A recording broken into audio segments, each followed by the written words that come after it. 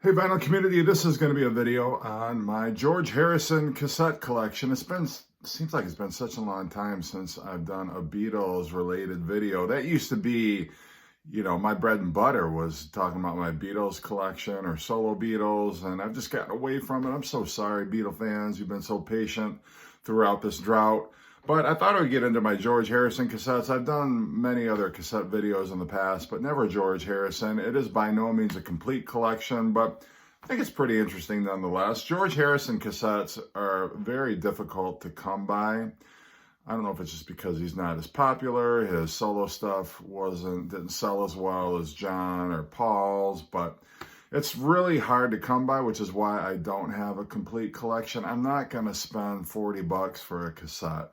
So if I find it out in the wild, great. If I find it cheap on eBay, that's another place where I might pick it up. But I'm just not going to, I got so many cassettes already. I'm not going to invest in, more cassettes unless it's something really, really rare. And it's got to be really, really rare before I'm going to throw down more than, I think even 20 bucks for a cassette is a bit over the top. But anyway, into my collection.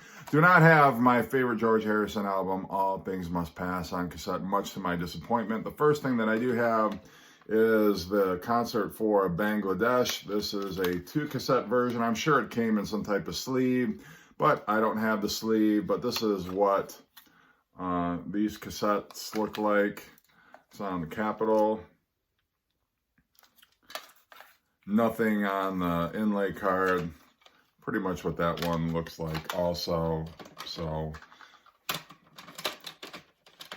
next one that I've got to show is, I want to say Spirits in the Material World because I love that Police song, but I know it's not. This one is Living in the Material World, and love that cover there with his the thermal image of his hand. Nothing on the inlay card, and this is just on a regular Capitol cassette. His next solo album, Dark Horse, which the cover on the cassette is different from the LP. This was actually the back cover shot, but they probably included it because it does say George Harrison Dark Horse on here. I get that. And that's what that cassette looks like. Nothing, again, on the inlay card. So skipping forward, I should say, because I do not have 33 1/3 on cassette, nor do I have extra texture. But I do have George's self-titled cassette, and this time he's on Warner Brothers records. It's not on Capitol anymore. But is there anything on the inlay card? Just a little bit. Again, these look a lot like my Van Halen cassettes. This is what the cassette itself looks like, with the Dark Horse logo there on the cassette itself.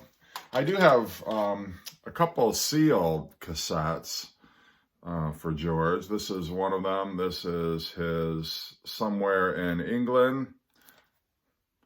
The price sticker is really faded, so I'm not sure what it says. Can't show you the cassette, obviously, but that's what it looks like. Then I've got Gone Troppo. This was also on the Dark Horse / Warner Brothers. Dark Horse label, distributed by Warner Brothers. And yeah, it's got stuff on the inlay card. If you can read it, good luck with that, because the printing is so tiny, you'd really need a microscope practically to read it. The next cassette that I have is Cloud 9. Got this one when it came out. Fantastic album.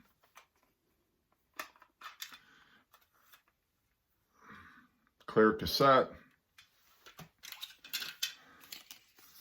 And I did Cloud 9 episode where I showed the inside of this cassette, but anyway, that is what that looks like. And then a greatest hits compilation for George. This was the best of Dark Horse. 1976 to 1989. Clear cassette there. And inlay card has lyrics.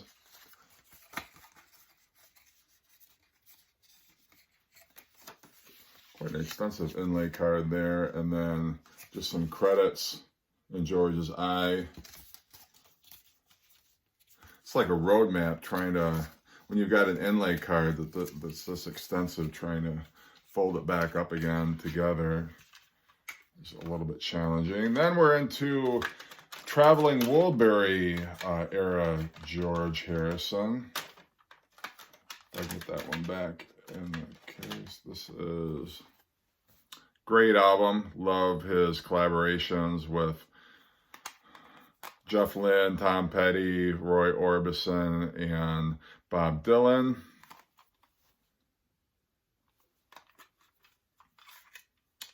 Again, a clear cassette. And this is what the inlay card provides you. Just basically some credits, the story of the Woolberries that was part of the original album. No lyrics, though. Not sure why, but Traveling Woolberries, Volume 3. This was clear cassette. Unfortunately, Roy Orbison had passed away before this album could be recorded, so it is dedicated to him. So you got some credits. No lyrics this time either, but some cool photographs of the band. There is a illustration on how to do the Woolberry twist, if you're interested. And then the last George cassette I had, this is the other sealed cassette that I have. This is Brainwashed. Got this super cheap, like $4, I think. So couldn't believe it, but anyway, can't show you anything more about what's on the inlay card. I don't even know. So anyway, that is my George cassette collection. So thank you, Beatles fans, for watching, or just random fans who happen to stumble on this video. Everybody take care.